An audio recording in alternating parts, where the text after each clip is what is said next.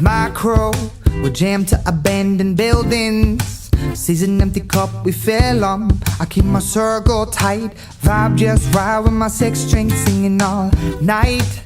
Gender, faith, color, or lover, don't matter one way or other. No complaints from music's after. Thanking God for that, but news dad is a doctor. My crew doesn't quit. Pinpoint Composting.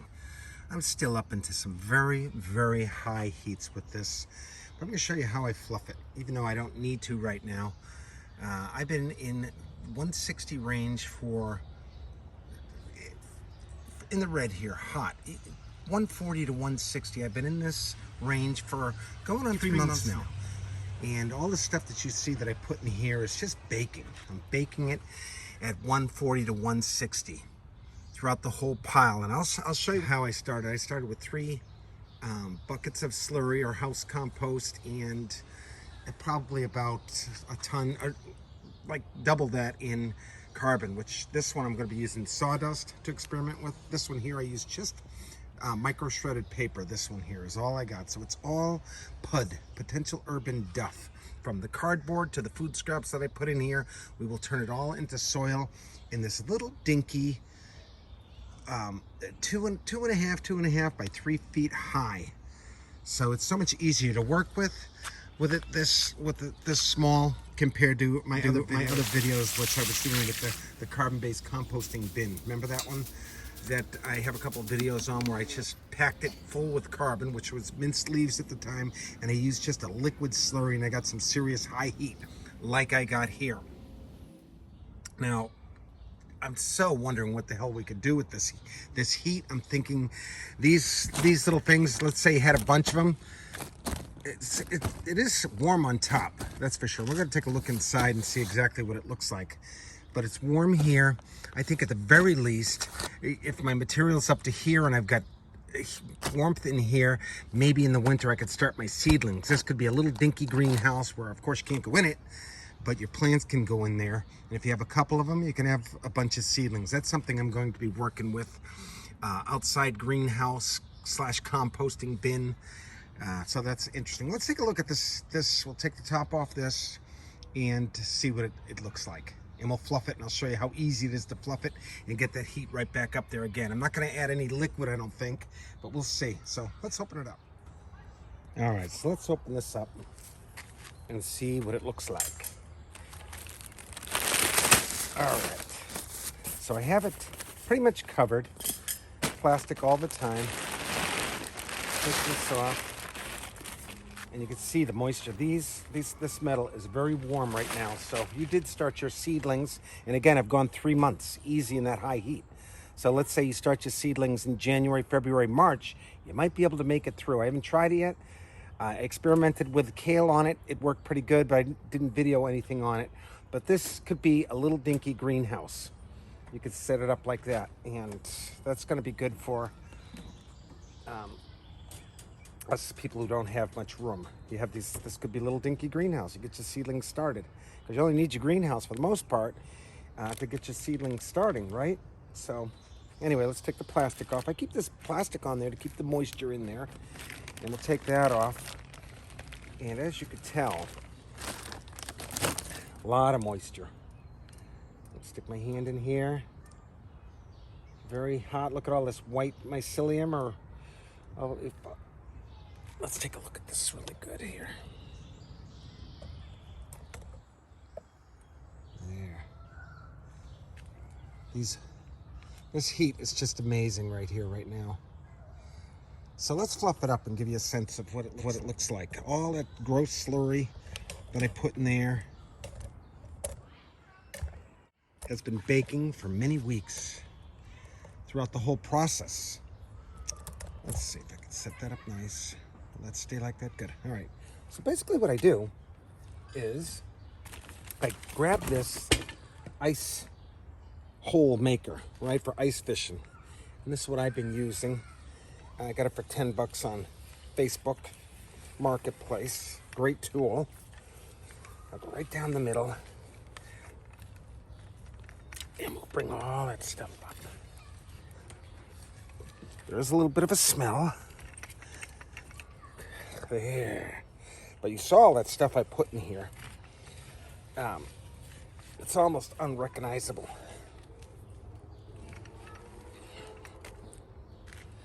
In fact, it's starting to look like soil now, getting dark. Let's move it around a little bit. Oh yeah, I like this tool.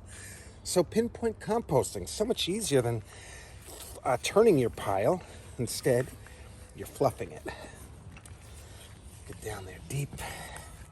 We'll see if I can keep this heat going. See how long, with my CBCB piles, a long time, right? I never thought I could get this kind of long-lasting heat with a dinky pile. And of course, I'm not seeing anything that I put in there is unrecognizable right now. So that's kind of cool, isn't it? Let's see.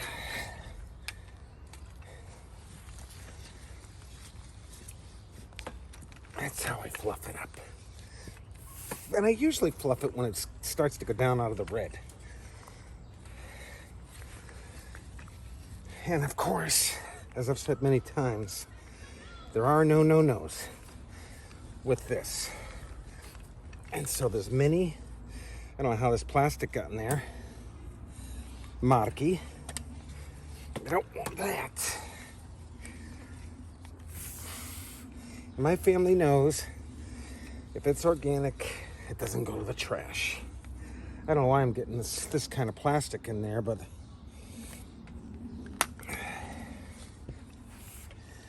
all right.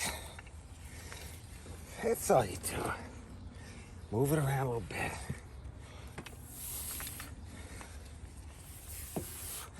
I love this minced cardboard as a carbon source.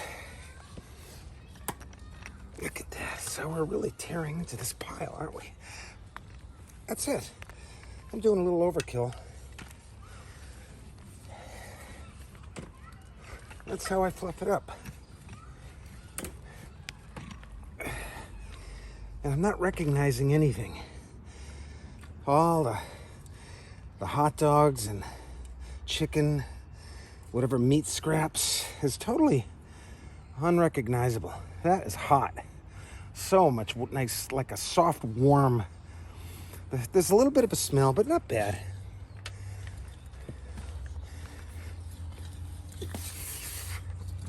Get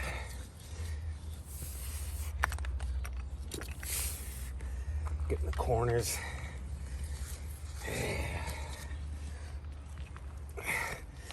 I got another ice auger that's bigger and wider. Let me get that out and I'll show you.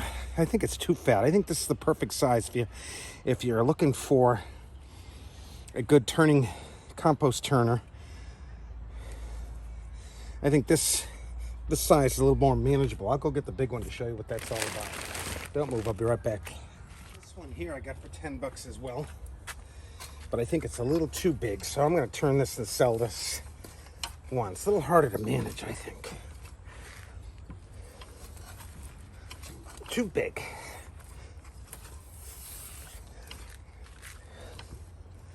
Hard to get down there, isn't it? So if you're looking for something like that, this one's too big.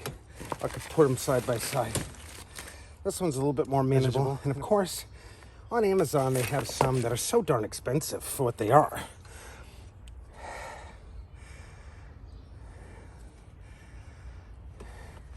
So this one I'll sell come fall for some ice fisherman who needs one. I bought it for 10 from a guy, and I'm going to sell it for probably 25. So that'll pay for both of them. That'll pay for this one and this one. But when you look at the ones online, the true compost turner like these, this one seems like would be more expensive. But these are actually cheaper. If you go new, these are cheaper than the actual compost ones they sell. And I'm dying to see what those are like. All right. So that's pretty much fluffed up nice, isn't it? Very easy. I could have did it fast. That's well turned, I would say. So let's take all this off. And again, there's a little bit of a smell, but we'll take care of that. Put that like this. And then, I'm gonna just like this. Still nice and warm. We'll see if we lost any heat by doing that. I doubt we did. Here's a corn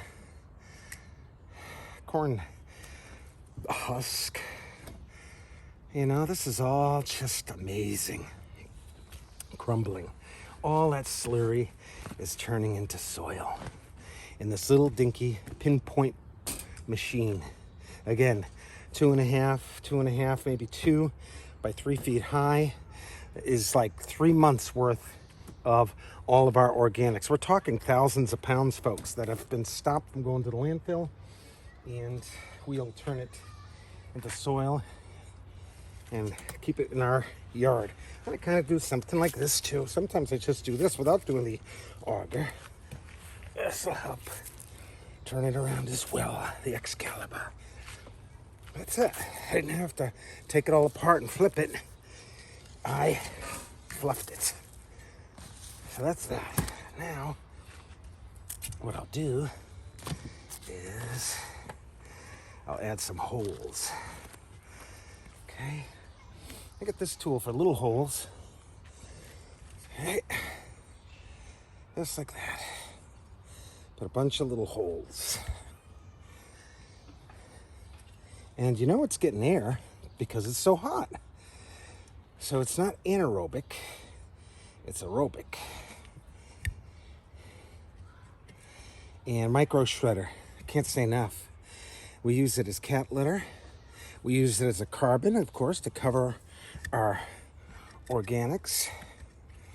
I put it in my pots, especially the dark cardboard ones. I put it in my grow pots because it's like perlite or what's it? It's like a perlite or what's the other one I'm trying to think of? Perlite and cocoa core, right? So it absorbs. This cardboard absorbs and retains moisture in like manner. Worms love it, and so it's just a great pud. So that's it. Not much of a smell right now. What I'm going to do is I'm going to keep this will retain that moisture and help so other vermins don't smell it. Get this plastic out of there. I don't know where it came from. Sometimes that happens in the course of your day. Somebody might accidentally throw something more. So that'll retain the moisture in there nice. This, close this. I love these dog cages for that. Got them free online. It's an old one. But it's a great grow tower, it's a great composting bin / worm bin. And that's that. Cover this like this. That's how I fluff my pile. And now, let's see how much, did I lose any? Because I didn't add any little liquid or anything. I'll get my trusty thermometer. And I'll put a link where I get these ones. I got a couple other ones. This is a good brand right here. Can you see that? This one's a good brand. I'll put it the Amazon link of where I got that one. All right, so now I'm going to stick it back in there. I should lose a little bit of heat, I would think, in that process. But not much, again, because I didn't add any slurry or anything like that. So it's still active. Of course, should be more active, right? I did this when it was hot the other day. It was just dropping just a little bit below 160, and I fluffed it. And as you could see, the temperature when we first started this video, it went right back up there again. So we're right there in 140 again, baking all that stuff that's in there, killing any of the pathogens that could be in some of this gross material, the hamburger, the hot dogs, the fish, and all the different stuff. This heat. You know, they say like 3 days in 131, I guess it was, right? That we did.